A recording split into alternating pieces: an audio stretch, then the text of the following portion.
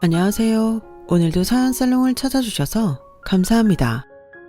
결혼 4년차 여성이에요. 저는 요즘 제 인생 중 가장 평온한 시간을 보내고 있어요. 임신을 해서 출산휴가를 받았거든요. 지금껏 살면서 단 한 번도 2주 이상 쉬어본 적이 없는 저로서는 꿀같은 휴가가 아닐 수 없어요. 학창시절엔 공부를 하느라 바빴고 대학생 때는 다음 학기 등록금을 버느라 방학 때 더 분주했거든요. 그러다 취직을 한 후에는 먹고 사는데 바빠서 쉴 틈이 없었어요. 유일한 휴가라고 한다면 신혼여행 정도 들 수 있겠네요. 그러니 출근 시간에 쫓기지 않고 늦잠도 자고 하루 종일 집에서 취미생활을 할 수 있는 요즘은 제 인생 최고의 휴가나 마찬가지랍니다. 하지만 이렇게 행복한 시간을 갖기까지 참 우여곡절이 많았어요. 저희 남편한테는 5살 어린 여동생이 있어요. 남편은 장남이라는 이유로 어릴 때부터 책임감을 강요받고 자랐지만 시누이는 달랐어요. 온 집안을 통틀어 딸은 저희 시누이 하나뿐이라서 어릴 때부터 특별 대우를 받고 자랐거든요. 그래서 그런지 제멋대로예요. 3살 버릇 80까지 간다고 하잖아요. 제 시누이를 보면 그 표현이 찰떡 같다고 느끼실 거예요. 부모님은 물론 집안 어른들 사랑을 독차지하고 자라서 그런 건지 아니면 원래 천성이 그런 건지는 모르겠지만 시누이는 욕심도 많고 특히 주제 파악을 못해요. 생긴 걸로 사람을 판단하는 건 좀 그렇지만 솔직히 제 시누이 인물은 그냥 그렇거든요. 그런데도 본인은 자기가 엄청 예쁜 줄 알아요. 어릴 때부터 시부모님이 하도 우리 예쁜 공주님 이라고 불러오셔서 그런다는데 30이 다 되어가는 지금까지도 자신을 공주로 착각하니까 문제는 문제죠. 아무튼 공주 대접받고 자란 시누이 탓에 저는 팔자에 없는 시누이 시집살이를 해야 했어요. 대학을 졸업하고도 취업할 생각도 않고 부모님께 용돈을 받아 쓰는 시누이는 직장 생활의 고충 따위는 전혀 모르는 인간이었는데요. 그래서 그런지 툭 하면 제 근무 시간에 전화를 해서 말도 안 되는 심부름을 시키곤 했어요. 언니, 나 다니는 피부과 알죠? 점심시간에 거기 가서 제 생크림 좀 받아다 줘요. 오늘 꼭 써야 되니까 퇴근할 때 집으로 가져와요. 아가씨, 여기서 거기가 어딘데 점심시간에 갔다 와요. 그러지 말고 아가씨가 직접 가서 받아오세요. 그럼 반차라도 내요. 어차피 언니가 회사에서 하는 일도 별로 없잖아요.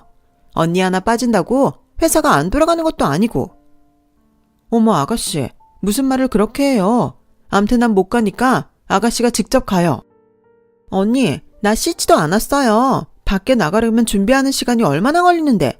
언니야 남자들한테 주목받을 일이 없지만 난 다르잖아요. 내가 고작 피부과 가려고 머리 감고 화장까지 해야겠어요? 그러니까 언니가 받아와요. 그까짓 거 해주면서 되게 생색이야. 이 정도는 애교에 불과해요. 주말에 모처럼 집에서 쉬고 있는데 전화해서는 큰일 났다고 당장 집으로 오라길래 남편이랑 부랴부랴 시댁으로 달려갔더니 글쎄 집에 아무도 없더라고요.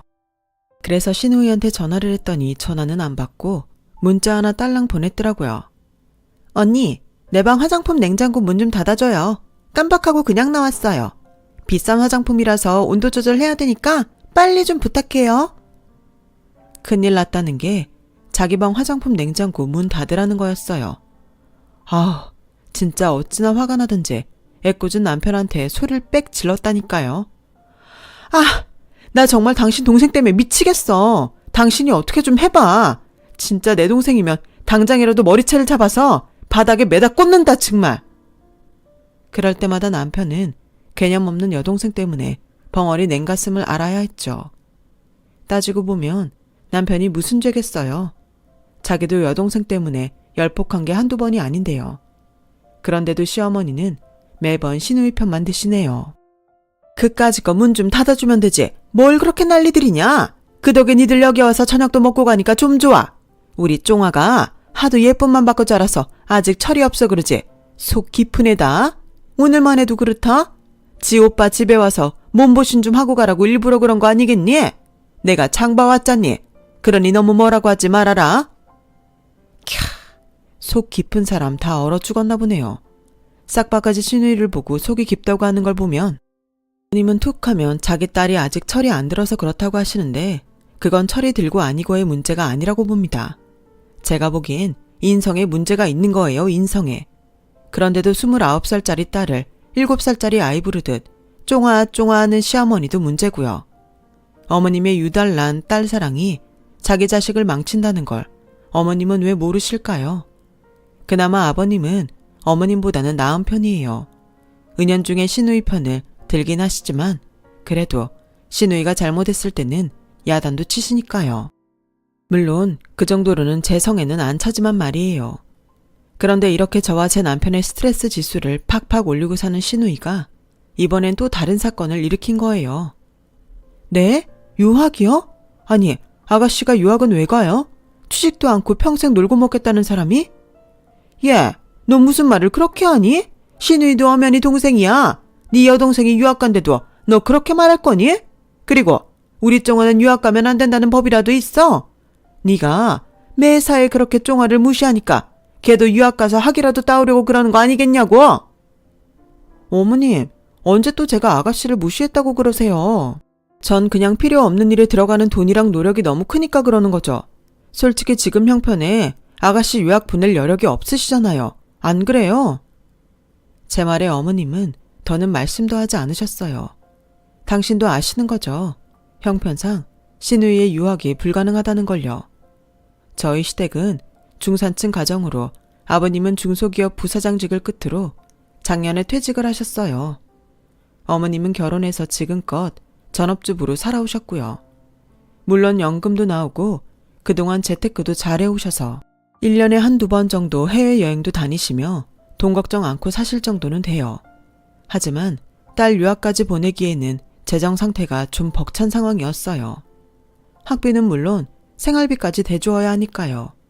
게다가 시누이가 한 분야에 특별한 재능이 있는 것도 아니고 취업도 할 생각이 없는 사람이라 유학을 갈 이유가 없거든요.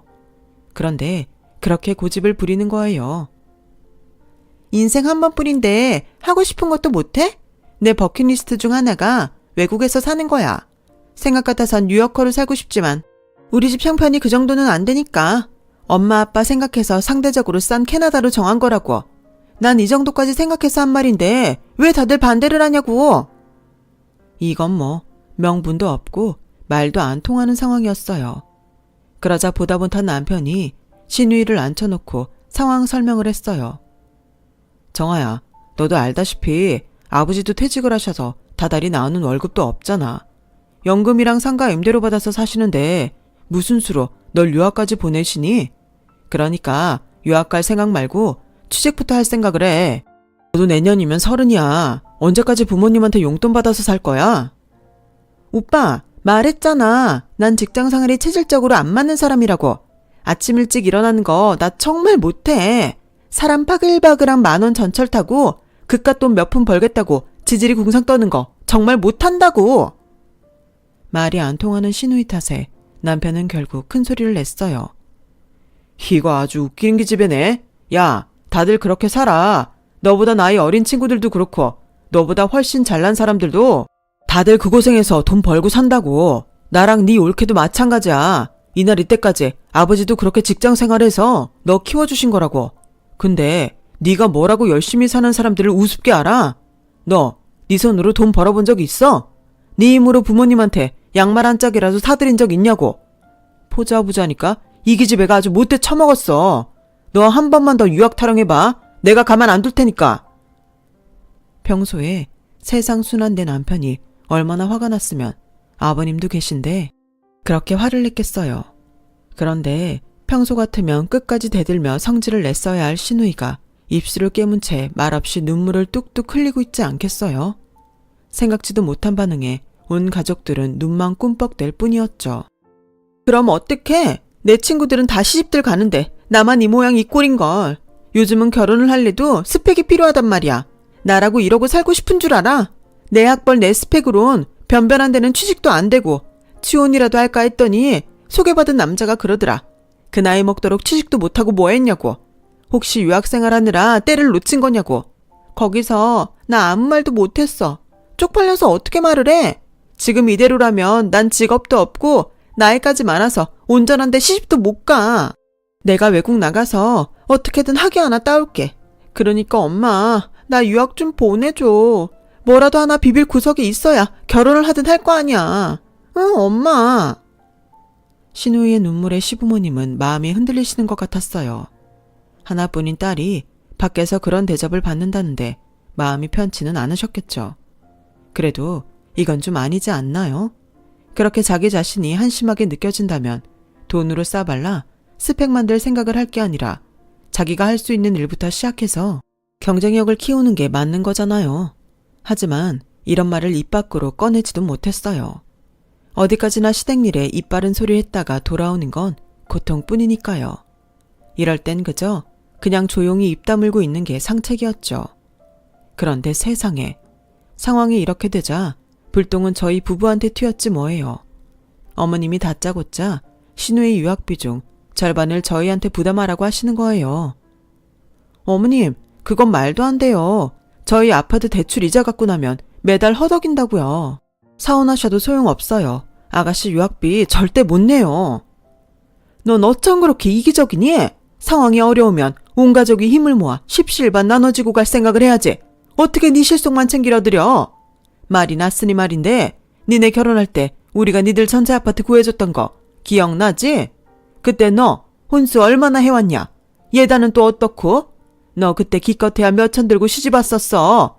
나 그때 몇 억짜리 아파트 보증금 해주고 국간 예단비 700 받으면서 속에서 천불이 났지만 속으로 꾹 참았다. 니들이 얼마 안 되는 대출 받아서 지금 이 아파트 살 수 있었던 것도 그때 우리가 해준 보증금이 있어서 그런 거 아니니? 긴 말 필요 없다. 네가 정 우리 쫑아 유학비 보조 못한다면 나도 니들한테 해준 전세 보증금 돌려받아야겠다. 그래, 어떻게 할래? 순식간에 뒤바뀐 상황에 저도 남편도 망연자실할 뿐이었어요. 이유야 어떻든 시댁에서 도움받은 건 사실이니까요. 얼마 뒤 저는 친정에 김치 얻으러 갔다가 엄마한테 그 얘기를 했어요. 그랬더니 엄마가 대뜸 그러시는 거예요. 그래? 그럼 유학 갈 거 뭐 있냐? 외국에서 살고 싶으면 그리로 시집을 가면 되지. 가만 있자. 요전엔 윤 여사가 미국 사는 조카 선자리 좀 알아봐 달라고 했는데 그 자리에 네 시누이 소개해주면 되겠다. 엥? 선자리에 시누이를? 그래. 미국 들어와 살 신부감 찾는다 그랬거든. 그이 시동생네가 미국에서 슈퍼를 하는데 벌이가 괜찮은가 봐. 며느리는 꼭 한국 여자로 드리고 싶다고 그랬다나 봐. 조카가 조만간 선보러 한국 나온다고 그러더라고. 엄마, 그만둬. 우리 시누이 성격 몰라? 안에서 새는 바가지 밖에서도 샌다고 남의 집 아들이 인생 망칠 일 있어? 야, 그건 모르는 거다. 그런 애들이 결혼하면 더 잘 사는 수가 있어요. 2년이면 되는 거고 아니면 많은 거지 뭐. 선 한번 보는 건데 뭐가 어때? 솔직한 심정으로 저는 그 선짜리 말리고 싶었어요.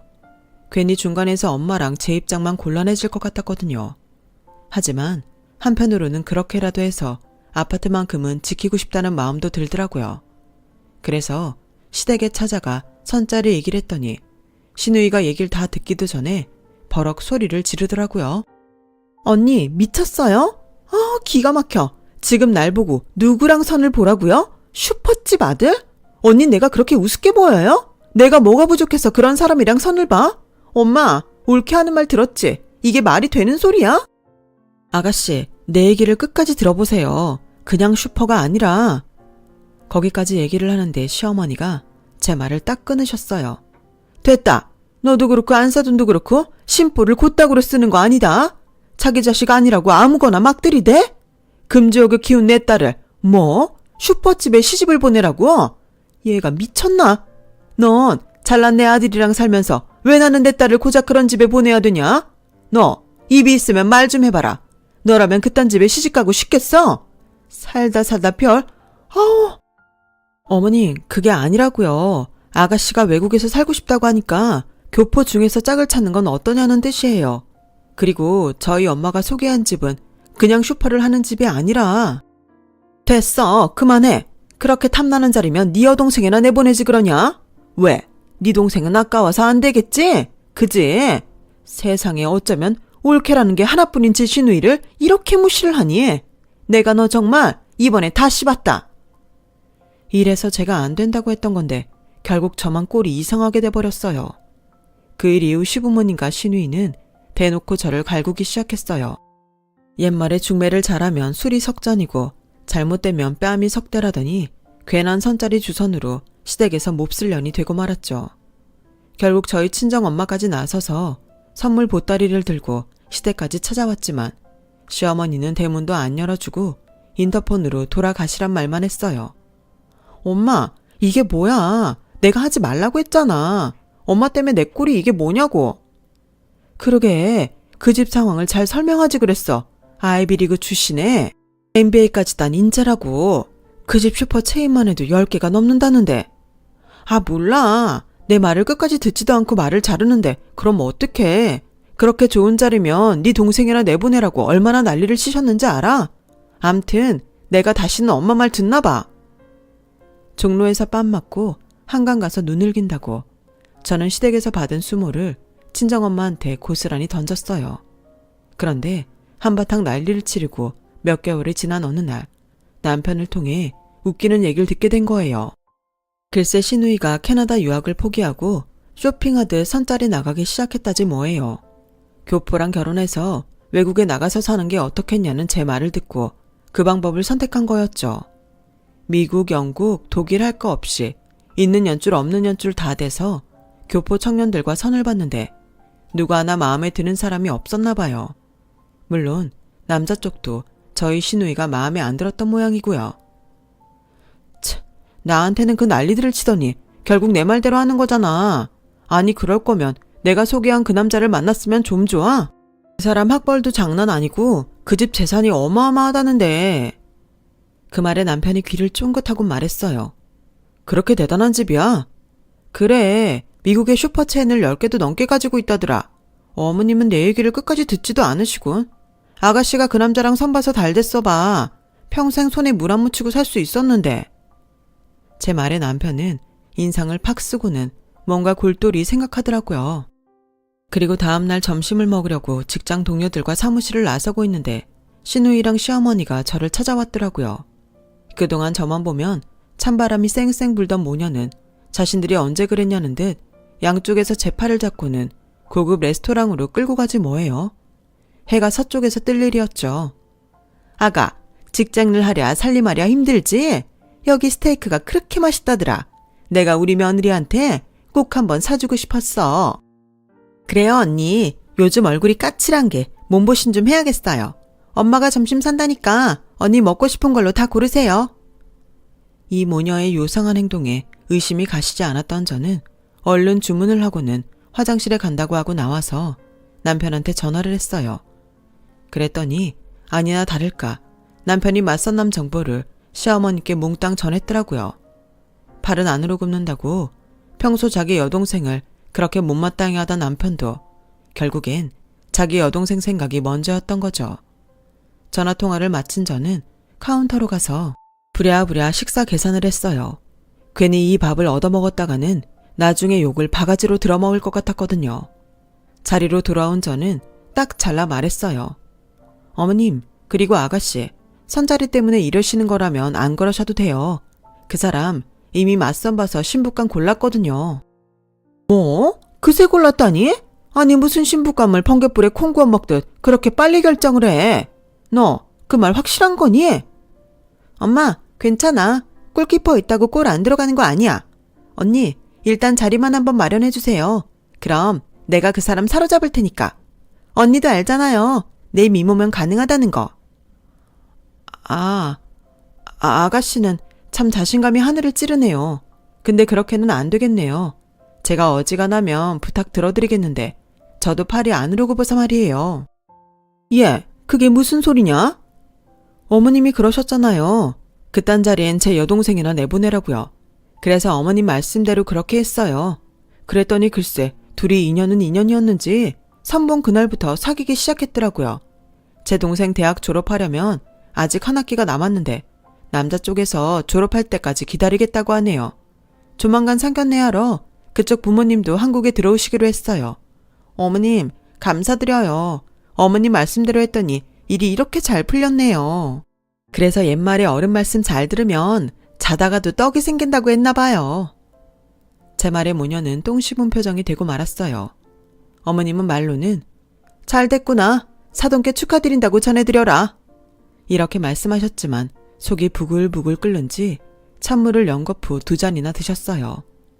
신우이는 끝까지 미련을 못 버리고 자기한테 먼저 들어온 선짜리니까 자기한테도 만나볼 기회는 달라고 생떼를 쓰더군요. 언니 동생한테는 정말 미안한 말이지만 그 남자 나 한번 만나보면 분명히 생각이 달라질걸요? 그러니까 만나보기라도 하게 해달라고요. 솔직히 언니 동생이 볼 게 뭐 있어요? 나보다 이쁘기를 해요. 키가 크기래요. 내 상대가 안 되지. 안 그래 엄마? 아주 끝까지 주제 파악을 못하길래 저도 큰맘 먹고 팩폭을 해줬어요. 어머, 아가씨도 참. 아가씨는 거울도 안 봐요. 인물이야 내 동생이 훨씬 낫죠. 그뿐이에요. 학벌도 아가씨보다 훨씬 더 좋고 무엇보다 나이가 어리잖아요. 아가씨도 툭하면 연하남 찾잖아요. 그러니 남자들은 오죽하겠어요. 나래도 파릇파릇한 20대 초반이랑 사귀지. 내일 모레면 30이 되는 여자는 좀. 뭐 그러니까 일찌감치 꿈 깨세요. 괜히 버스 떠난 뒤에 손 흔들면 모냥 빠져요. 그 말에 신우이는 거품을 물고 발악을 했지만 뭐 어쩌겠어요. 사실이 그런 걸. 결국 이듬해 봄 제 여동생은 결혼식을 올렸어요. 손에는 알이 엄청 큰 다이아 반지를 끼고 말이죠. 사실 여자 나이 30이면 어떤가요? 그 사람이 영 아니었으니 한 말인데 그 반지를 본 신우이는 저건 자기 손에 들어왔어야 되는 거였다며 주저앉아 펑펑 울었답니다.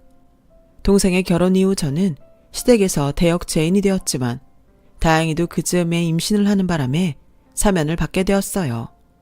오매불망 손주를 기다려온 아버님과 어머님이 웬일로 제 편을 들어주셨거든요. 참, 신우이의 유학과 결혼은 둘 다 별 성과를 못 내고 막을 내렸어요. 지금은 취직을 위한 자격증을 따겠다고 열공 중이랍니다. 그동안 선자리에서 맞선 남들한테 꽤나 놀림을 당했던 모양이에요.